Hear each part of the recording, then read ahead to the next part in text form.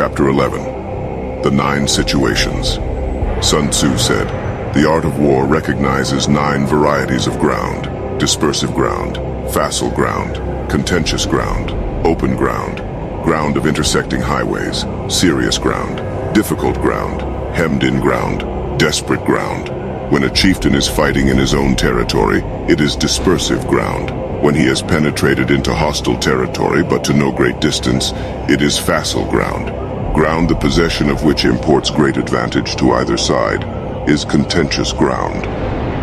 Ground on which each side has liberty of movement is open ground. Ground which forms the key to 3 contiguous states, so that he who occupies it first has most of the empire at his command, is a ground of intersecting highways. When an army has penetrated into the heart of a hostile country, leaving a number of fortified cities in its rear, it is serious ground. Mountain forests, rugged steeps, marshes and fens. All country that is hard to traverse. This is difficult ground. Ground which is reached through narrow gorges, and from which we can only retire by tortuous paths, so that a small number of the enemy would suffice to crush a large body of our men. This is hemmed-in ground. Ground on which we can only be saved from destruction by fighting without delay is desperate ground. On dispersive ground, therefore, fight not. On facile ground, halt not. On contentious ground, attack not. On open ground, do not try to block the enemy's way. On the ground of intersecting highways, join hands with your allies. On serious ground, gather and plunder. In difficult ground, keep steadily on the march. On hemmed-in ground, resort to stratagem. On desperate ground, fight." Those who were called skillful leaders of old knew how to drive a wedge between the enemy's front and rear, to prevent cooperation between his large and small divisions, to hinder the good troops from rescuing the bad, the officers from rallying their men. When the enemy's men were united, they managed to keep them in disorder. When it was to their advantage, they made a forward move. When otherwise, they stopped still. If asked how to cope with a great host of the enemy in orderly array and on the point of marching to the attack, I should say, begin by seizing something which your opponent holds dear.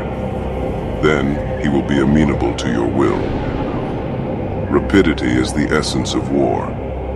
Take advantage of the enemy's unreadiness. Make your way by unexpected routes and attack unguarded spots. The following are the principles to be observed by an invading force. The further you penetrate into a country, the greater will be the solidarity of your troops, and thus the defenders will not prevail against you. Make forays in fertile country in order to supply your army with food. Carefully study the well-being of your men, and do not overtax them. Concentrate your energy and hoard your strength. Keep your army continually on the move, and devise unfathomable plans. Throw your soldiers into positions whence there is no escape, and they will prefer death to flight. If they will face death, there is nothing they may not achieve. Officers and men alike will put forth their uttermost strength. Soldiers, when in desperate straits, lose the sense of fear. If there is no place of refuge, they will stand firm. If they are in hostile country, they will show a stubborn front. If there is no help for it, they will fight hard. Thus, without waiting to be marshaled, the soldiers will be constantly on the qui-vive. Without waiting to be asked, they will do your will. Without restrictions, they will be faithful. Without giving orders, they can be trusted. Prohibit the taking of omens, and do away with superstitious doubts. Then, until death itself comes, no calamity need be feared. If our soldiers are not overburdened with money, it is not because they have a distaste for riches. If their lives are not unduly long, it is not because they are disinclined to longevity.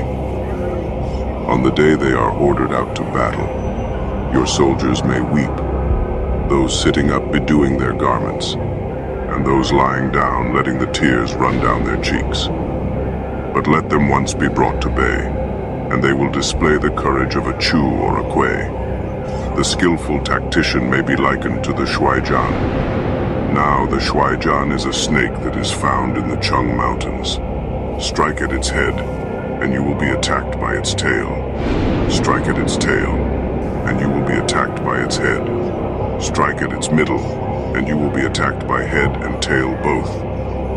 Asked if an army can be made to imitate the Shuaijian, I should answer, yes. For the men of Wu and the men of Yue are enemies. Yet if they are crossing a river in the same boat and are caught by a storm, they will come to each other's assistance just as the left hand helps the right. Hence, it is not enough to put one's trust in the tethering of horses and the burying of chariot wheels in the ground. The principle on which to manage an army is to set up one standard of courage which all must reach. How to make the best of both strong and weak, that is a question involving the proper use of ground. Thus, the skillful general conducts his army just as though he were leading a single man, willy-nilly, by the hand. It is the business of a general to be quiet, and thus ensure secrecy, upright and just, and thus maintain order. He must be able to mystify his officers and men by false reports and appearances, and thus keep them in total ignorance. By altering his arrangements and changing his plans, he keeps the enemy without definite knowledge. By shifting his camp and taking circuitous routes, he prevents the enemy from anticipating his purpose. At the critical moment, the leader of an army acts like one who has climbed up a height and then kicks away the ladder behind him. He carries his men deep into hostile territory before he shows his hand. He burns his boats and breaks his cooking pots.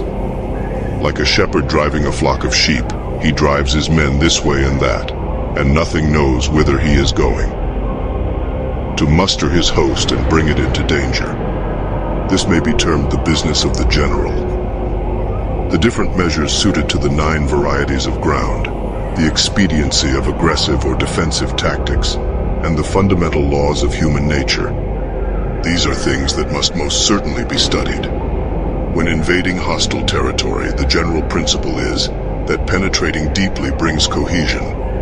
Penetrating but a short way means dispersion.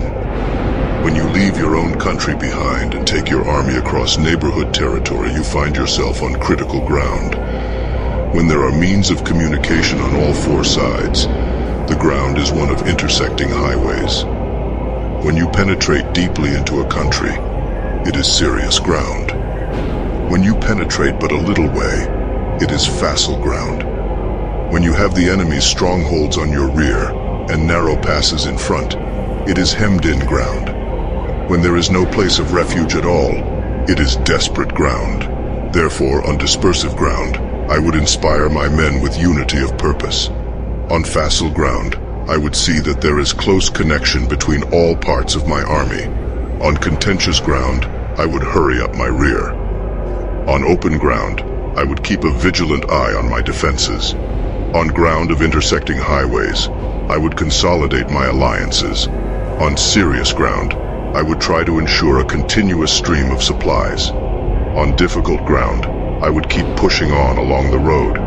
On hemmed-in ground, I would block any way of retreat. On desperate ground, I would proclaim to my soldiers the hopelessness of saving their lives. For it is the soldier's disposition to offer an obstinate resistance when surrounded, to fight hard when he cannot help himself, and to obey promptly when he has fallen into danger. We cannot enter into alliance with neighboring princes until we are acquainted with their designs. We are not fit to lead an army on the march unless we are familiar with the face of the country, its mountains and forests, its pitfalls and precipices, its marshes and swamps. We shall be unable to turn natural advantages to account unless we make use of local guides. To be ignored of any one of the following 4 or 5 principles does not befit a warlike prince. When a warlike prince attacks a powerful state, his generalship shows itself in preventing the concentration of the enemy's forces. He overawes his opponents, and their allies are prevented from joining against him.